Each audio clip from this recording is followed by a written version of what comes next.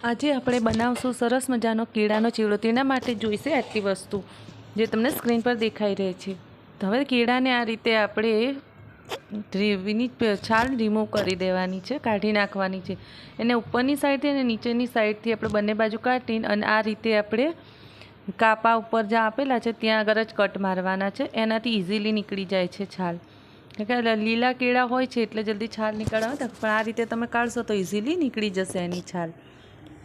ત્યાં સુધી આપણે તેલ ગરમ કરવા મૂકીએ। તેલ આપણું ગરમ થઈ ગયું છે તો આ રીતે છીણીની મદદથી આપણે આપણા કેળા માટેનો છીણ તૈયાર કરી લેશું। અને આ બહુ જ ઇઝી છે ને એકદમ ટેસ્ટી બને છે અને વ્રત માટે કે ફરાળ કરવા માટે એકદમ પરફેક્ટ વસ્તુ છે। આ તમને યુટ્યુબ પર ક્યાંય નહીં મળે, નવી વસ્તુ છે। આ રીતે તમે છીણી અને ફક્ત 10 કે 15 મિનિટની અંદર જ તૈયાર થઈ જાય છે। આમાં કંઈ બહુ મહેનત પણ નથી। આ રીતે આપણે ગરમ તેલમાં છીણી લેવાની છે અને ક્રિસ્પી થાય ત્યાં સુધી આપણે તળી લેવાની। એના અંદર અત્યારે વ્રતમાં મીઠું ના થવાય તો સેંધા નમક જે આવે છે એ થોડું વાટકીમાં ઓગાળી નાની પર થોડું આપણે છંટકાવ કરી દેશું એટલે ક્રિસ્પી રહેશે ને બગડશે નહીં જલ્દી। તો આ ઉપર તળાઈ જશે એટલે ઉપર આવી જશે બધી અને એકદમ વજન પણ ઓછો થઈ જાય। એટલે તે ઉપર આવે પછી આપણે મીઠારું પાણી નાખવાનું છે, પહેલાં નથી નાખવાનું।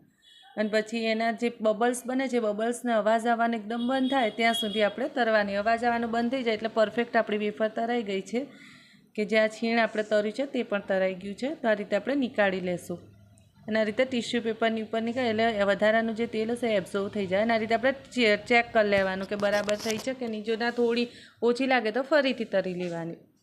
આ રીતે આપણે સિંગદાણા અને મીઠા લીમડાના પાનને પણ તરી લેવાના છે।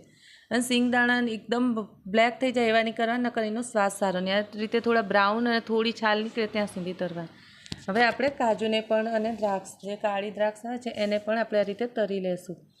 કે કાજુને સિંગદાણા સાથે નહીં તરે નકર કાજુ બળી જશે। કાજુને એને તરાતા બહુ વાર નથી લાગતી એટલા માટે। અને આ રીતે આપણી દ્રાક્ષ પણ તરત આખી ફૂલી જશે। દ્રાક્ષને તરશું એટલે બધી દ્રાક્ષ ફૂલી જાય છે આ રીતે। અને આ કેવડો બહુ ટેસ્ટી લાગે છે, એકવાર તમે જરૂર ટ્રાય કરજો।